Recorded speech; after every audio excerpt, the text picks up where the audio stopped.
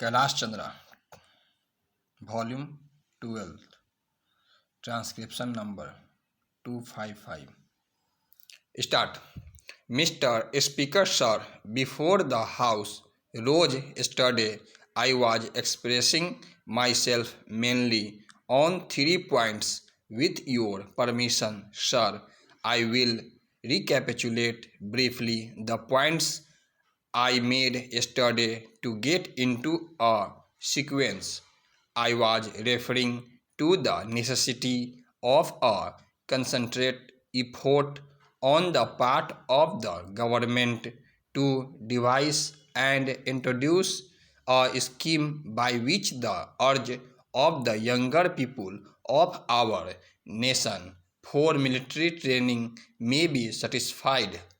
The charm and fascination which draw the young people, especially boys of school going age, for military drills and military discipline, for parades and maneuvers, are well known. This, sir, is a precious treasure of the government and of the nation. It should be put to the best use by the country.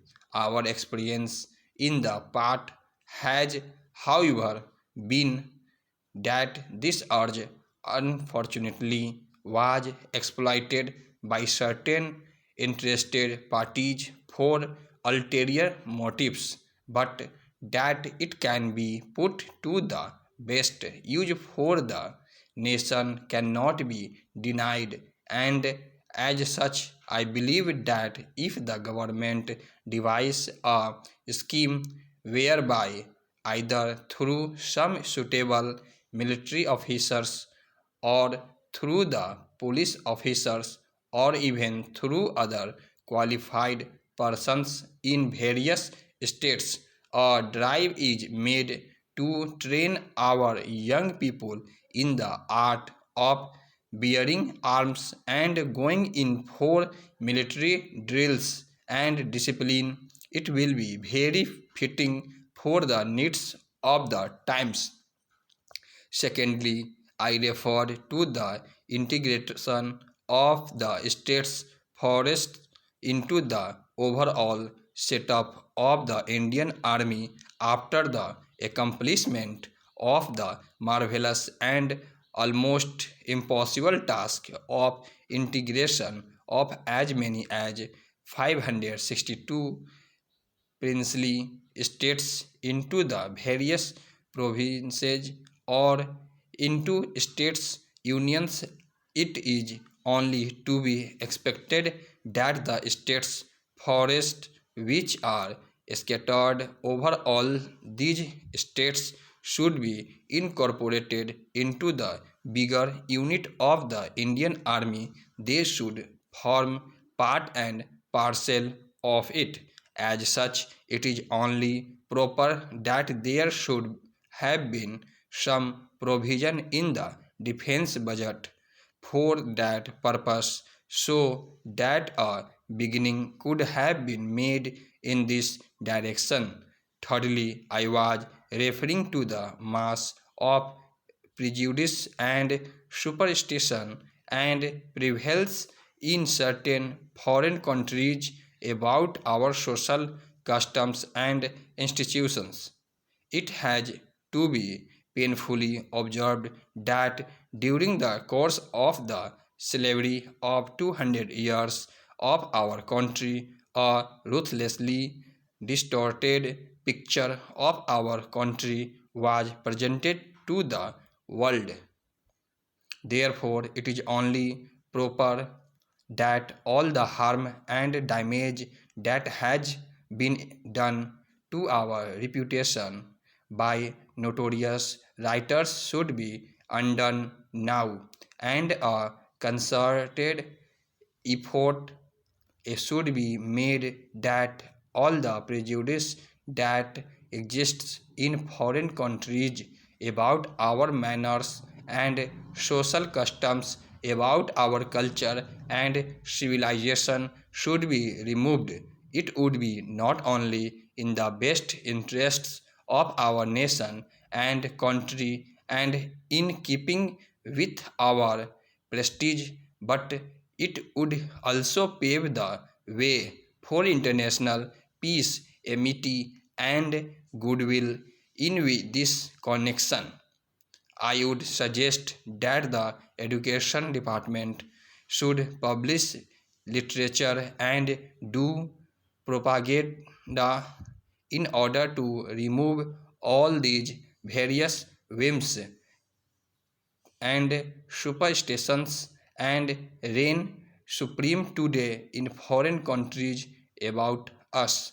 Coming to another aspect of the function of publicity and information, one the part of our government, I would like to refer to publicity within our own country in order that our democracy may prove successful. It is necessary that the common man must be made more intelligent. He must be made aware of his various responsibilities, rights, and privileges. It is therefore very essential that from village to village and from town to town there should be a network of our publicity organization which should be used to educate the masses. It is unfortunate that the few papers that there are in this country, I say few, looking to the population of the country and the number of newspapers are also available in the towns. Even the benefits and advantages of the broadcasting system are restricted to the towns and cities.